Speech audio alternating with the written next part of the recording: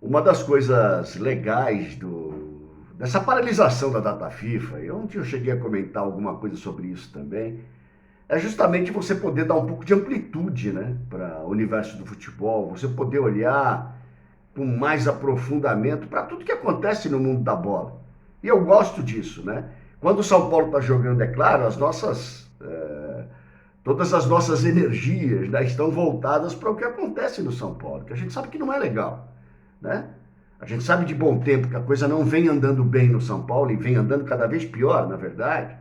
E isso é um fator que é complicador para o universo da bola, para aquilo que o futebol hoje exige de competências, de organização, de planejamento, enfim, de uma série de coisas, né? E eu acho legal a gente ver algumas coisas, por exemplo, como ontem eu fiquei olhando o CR7. Estou de Portugal aqui em homenagem ao título português, né? Conquistado ontem na Nations League.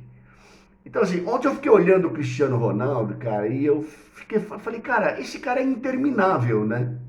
O Cristiano Ronaldo, ele é interminável, né? Com 40 anos, com todos os cuidados físicos que ele tem, com a bola que ele ainda joga, com os gols que ele ainda faz, com o comportamento que ele tem. Então, assim, ele tem um pacote Cristiano Ronaldo, cara, que assim, eu acho muito legal isso.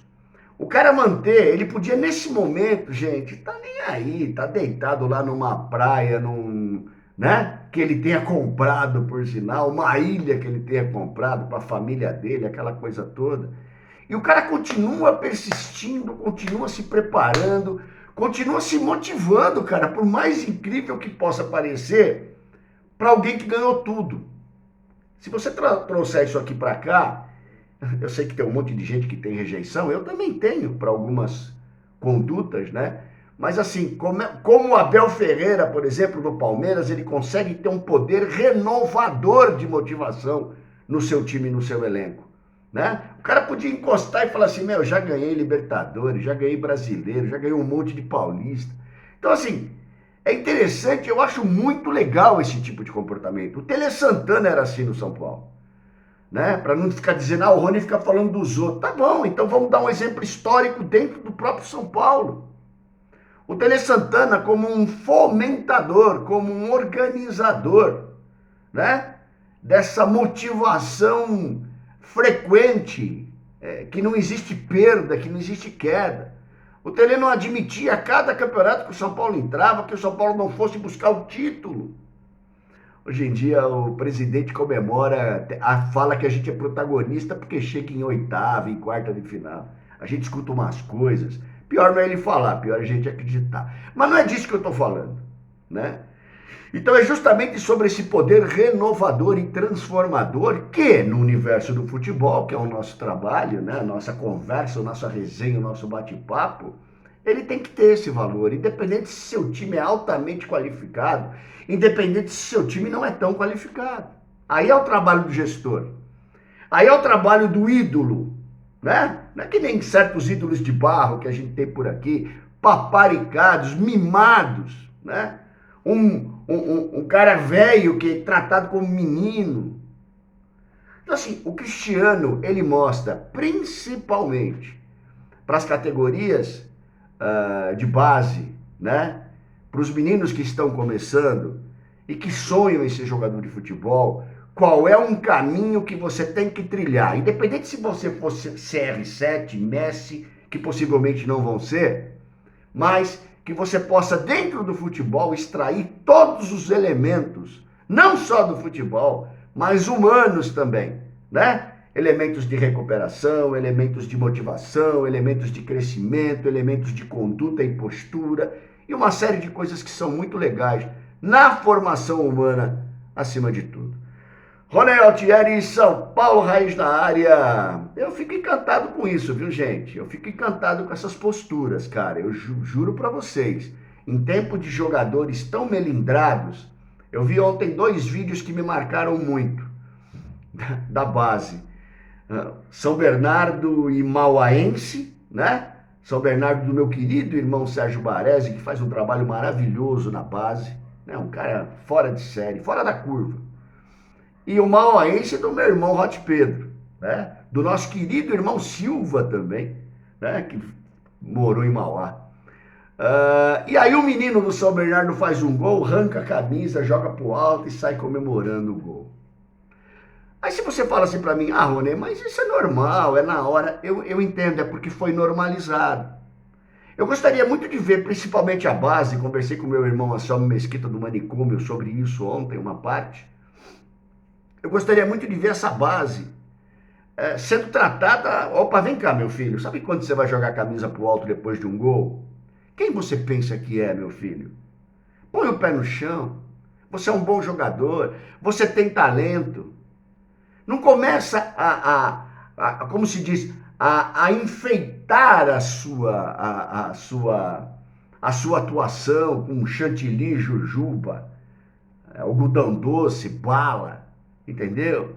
Bote o pé no chão, porque aí começa, mas é só o cabelinho, mas é só a tatuagem, mas é só a dancinha, então assim, quando ele se cobre de elementos variados né, para alimentar o futebol que ele tem, gente, ele vai se perder. Ele tem uma chance muito grande dele se perder. E a outra questão foi o vídeo lá do Bandeirinha aceitando a mão na molecada do São Paulo. Senhores, vocês trabalham com futebol aí, vocês são torcedores que nem eu sou. Eu trabalhei 15 anos com arbitragem. Fui árbitro de campo e fui mais bandeirinha do que árbitro, que na minha época você não formava. Primeiro você tinha que ser bandeirinha, depois apitar. E fui árbitro de futsal, né? E você sabe que não tem vítima nessa história. Você que está dentro da quadra, você que está dentro do campo, você sabe que não tem vítima. Você sabe que o bicho pega. E eu não estou defendendo o Bandeira, é lógico. Mas o menino, quando chega, fala um monte de coisa que ele deve ter falado. Encosta a cabeça na cabeça do Bandeirinha, meu irmão. Ele está pedindo, me dá um murro. É isso que ele está pedindo. De novo, não estou defendendo o Bandeira e a atitude dele. O que eu estou dizendo é que não tem bobinho ali, não tem vítima, não tem... Tadinho dos meninos, com 17 anos, tão ingênuos. Gente, pra cima de mim, pra cima de você, meu irmão, não dá, né? Então assim, procurou, tomou. É claro que o Bandeira que vai se ferrar, ele que pode preparar, se ele quiser seguir carreira, ir para a Arábia Saudita, para o Japão, né? Para Guiné-Bissau, para algum lugar. Porque os caras vão queimar ele, lógico, né? E tomara que não queime, porque aquela explosão de meio de campo, é claro que não pode, né? É claro que não é legal aquilo, é claro que aquilo não deve acontecer, mas, meu irmão, quando chega junto ali, não tem menino de 17. Posso garantir para vocês, viu? Mas, enfim, infelizmente, a gente vai vendo a formação do jogador, é nisso que eu queria chegar, completamente torta e diferente daquilo que a gente sempre viu e que fez com que surgissem aí os grandes jogadores e os grandes craques, né?